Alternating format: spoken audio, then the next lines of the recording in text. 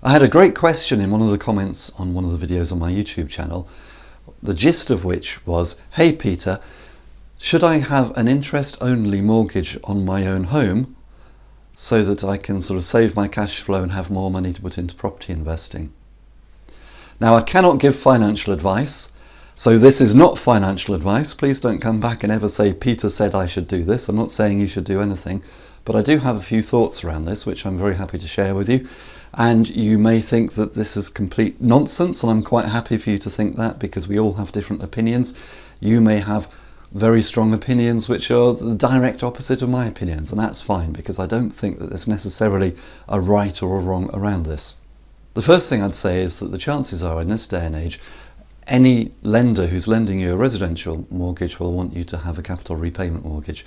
The days of having an interest-only mortgage on our own homes are now long gone, unless you just happen to have an old-style mortgage, in which case you may still be on an interest-only mortgage, which may or may not be the right thing for you. Who knows? I can't give financial advice. But if you were to try to refinance now, say to take equity out of your property, the chances are, and is a 99.99% chance, that the bank would want you to do that on a repayment mortgage. So in that sense, it's a bit of a moot point, because you for anybody who's watching this who hasn't yet got a mortgage and are thinking, what sort of mortgage should I get? You're going to get a capital repayment mortgage anyway, and not an interest-only mortgage.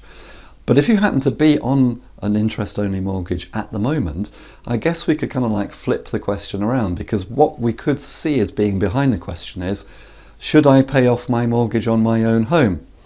Now again, there's so many different views on this, and to be honest, because we all have different needs, we all have different financial circumstances, because we all have different attitudes towards risk, because we all maybe have different things that we would do with any money which we got out of our property if we were to finance it, I think that there isn't one answer fits everybody. See, it's one of those things. That's why, you know, we just have to think about what it is we're trying to achieve and what's right for us.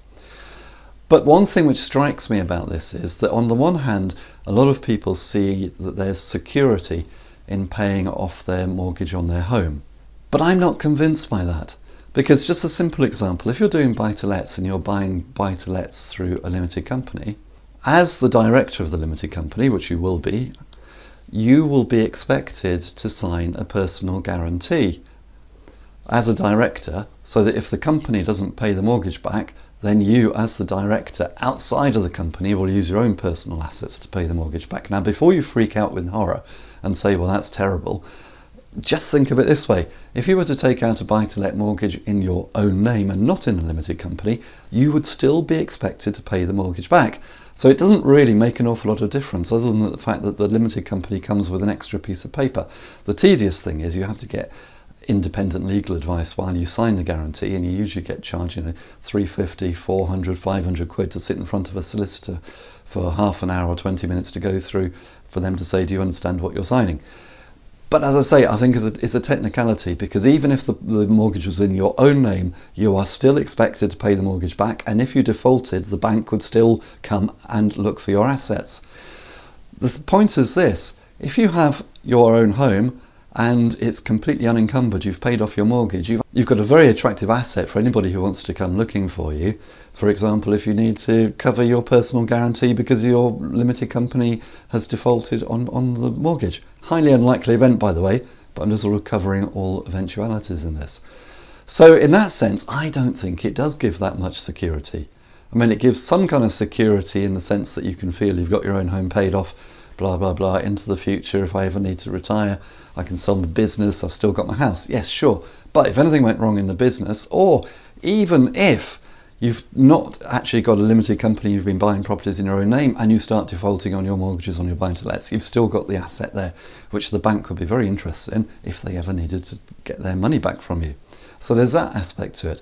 The other aspect, of course, which very, very few people talk about, is the fact that if you had your house paid off, the mortgage paid off, and then you die, which we all will at some point, how is that going to affect the value of your estate for inheritance tax purposes? Now, I know obviously we have reliefs and allowances with inheritance tax, and nowadays we can have up to like £1 million before inheritance tax becomes payable, as a couple, that is.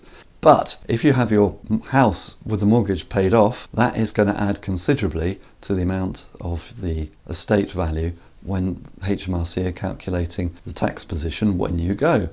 So one of the things I often think about is that I meet a lot of people who are very earnest who say, I want to pay off my mortgage and then I want to leave, my properties to my children. But I think it's a little bit naive, because the more unencumbered properties that you're going to have, the bigger the tax bill when you go. So is it right to have an interest-only mortgage and not pay off the mortgage? Well, there is a school of thought, and again, this isn't financial advice. I'm not saying I agree with this, but I'm just giving you the full picture. There is a school of thought that if you can, why pay down the mortgages, particularly on your buy-to-lets? Why pay down the mortgages? Why not just keep refinancing?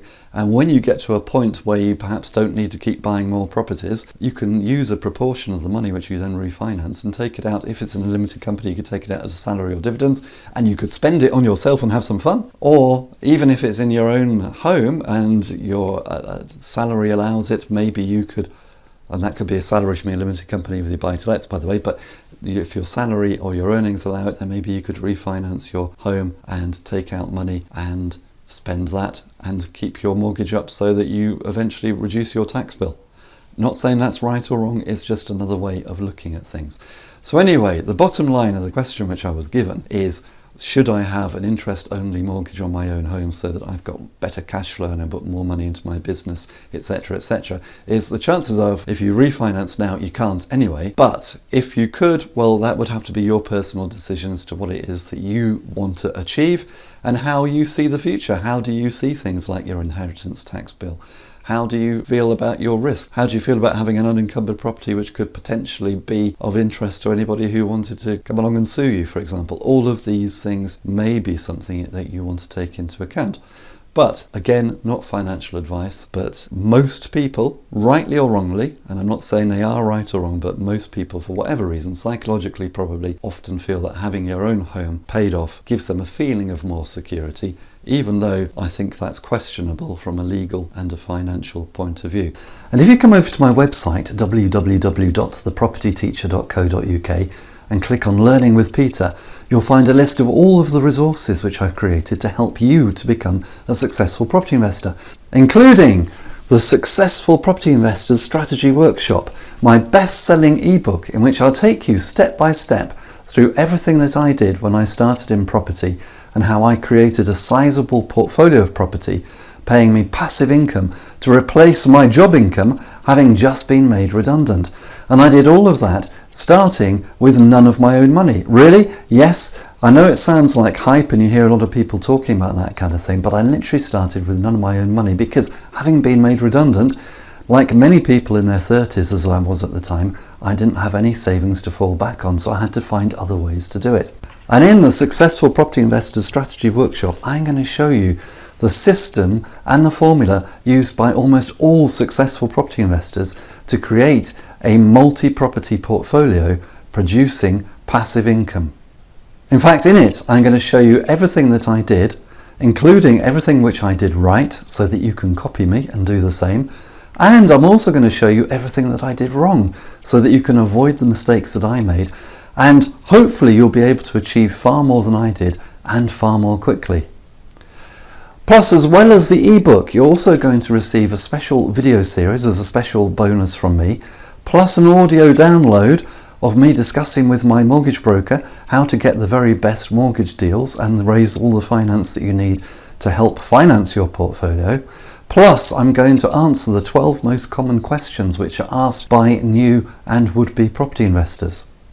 So if that all sounds good to you, please come over to my website, www.thepropertyteacher.co.uk, click on Learning with Peter, click on the link to the Successful Property Investors Strategy Workshop, and once you've made your order, I look forward to sending you the link so that you can download your copy along with the free bonuses immediately. And until next time, here's to successful property investing.